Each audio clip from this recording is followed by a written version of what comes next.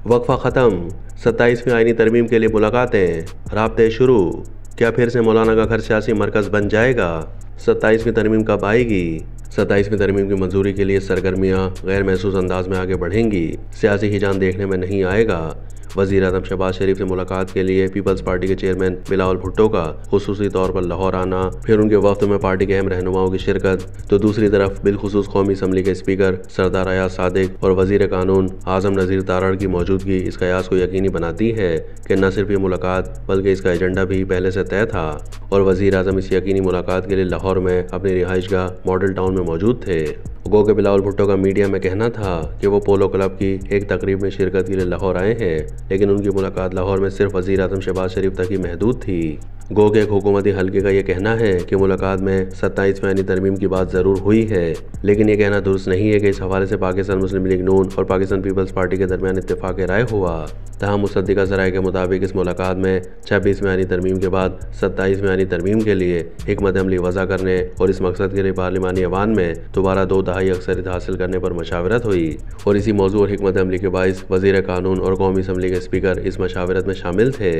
याद रहे कि इससे पहले MQM के रहनुमाओं समेत पीपल्स पार्टी के मरकजी लीडर, जिनमें गवर्नर KP के फैसल करीम कुंडी भी शामिल थे, ये वाज़े कर चुके हैं कि 27वीं आईनी तरमीम आनी ज़रूर है, लेकिन कब आएगी इसका इल्म नहीं है।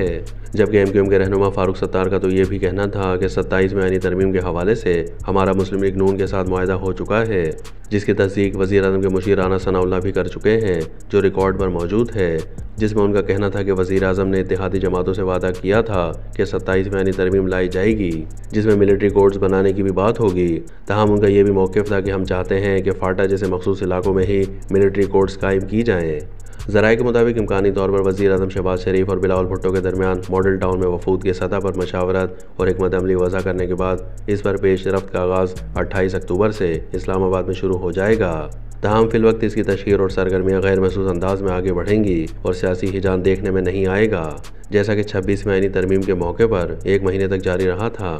और न ही तरमीम मंजूर कराने के हवाले से किसी उजलत का मुजाहरा होगा। तहम ये पहलू संजीदगी के साथ साथ दिलचस्पी और तजस्सुस के साथ भी देखने का इंतजार होगा कि क्या माजी की तरह इस मरतबा भी मौलाना फजलुर रहमान की रिहाइश का अहम हुकूमती, सियासी और दीगर आला सतही शख्सियात की आमाजगाह बनेगी। क्या फिर कायदीन की मुलाकातों, राब्तों और पैगाम रसानी के लिए शब व रोज़ की सरगर्मियों का वही सिलसिला जारी रहेगा जो 26वीं आईनी तरमीम के मौके पर तकरीबन 1 महीने से ज़्यादा अरसे तक जारी रहा था।